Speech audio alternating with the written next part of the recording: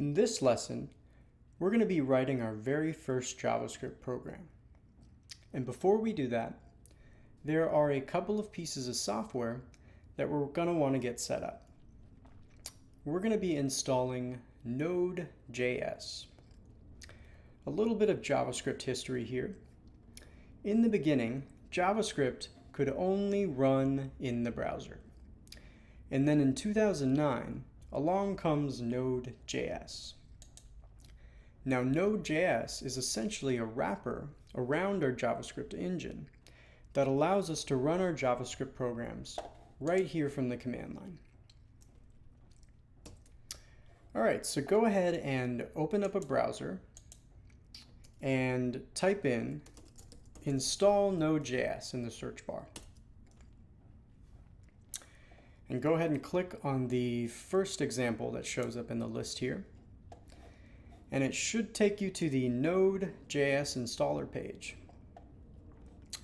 And if you click on the installer for your particular operating system, it's going to ask you a series of basic questions on how you want to install Node. So at this point, go ahead and pause the video and install Node for your particular operating system. And once you've done that, you'll be ready to continue on with the lesson. All right, once you've completed the installation, go ahead and navigate to your command line and type in node -v. And it should output something like this. I've got v12.16.1. And this is outputting the version number of Node I currently have on my machine. If you get this, or something like this, you're all set. Your installation of Node was a success. If you get something like command not found, that means that the installation wasn't able to complete. And go ahead and try installing Node again.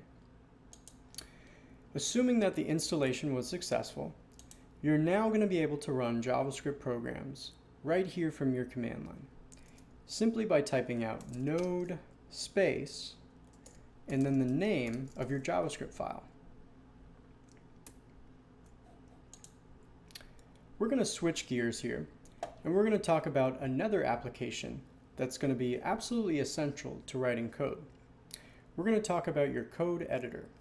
A code editor is a program that we can use to write code.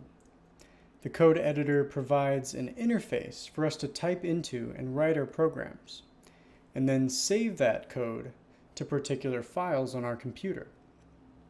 Now, I'm using a code editor called Visual Studio Code. Visual Studio Code is a free code editor that's going to run on both Mac and Windows. So now I'm going to have you guys go ahead and navigate to the Visual Studio Code website. It's going to be code.visualstudio.com. And go ahead and navigate to the download section. Now at this point, feel free to pause the video and go ahead and download VS Code for your particular operating system. And once you've done that, go ahead and open up the application and you should be ready to continue on with the lesson. All right, so now that you've downloaded Visual Studio Code from the internet and you've opened up your application here, go ahead and navigate to File, New File.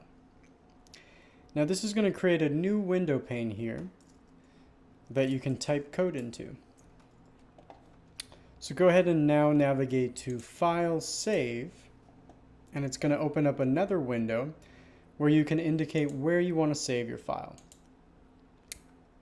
Now I've created a directory called Video Lessons on my computer where I'm going to be saving this file. And in your case, it may be a good idea to create a directory specifically for housing all of these activities. Now, feel free to pause the video and go ahead and create a directory. And when you're ready, go ahead and continue.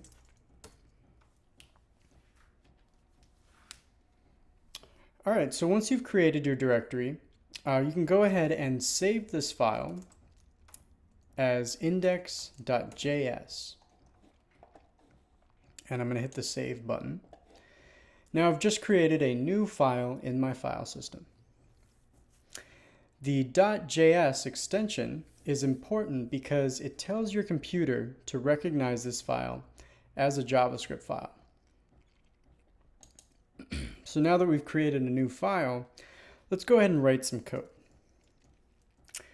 Let's go ahead and type out console.log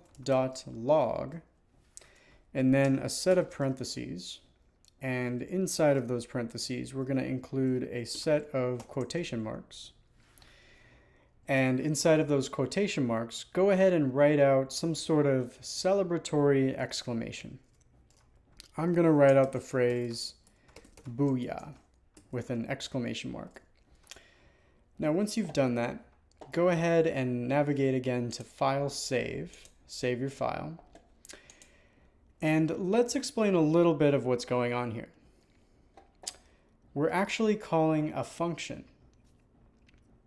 Now, we're going to cover functions more in depth in later videos, but for now, let's briefly explain what a function is. A function is a construct in programming that will perform some action.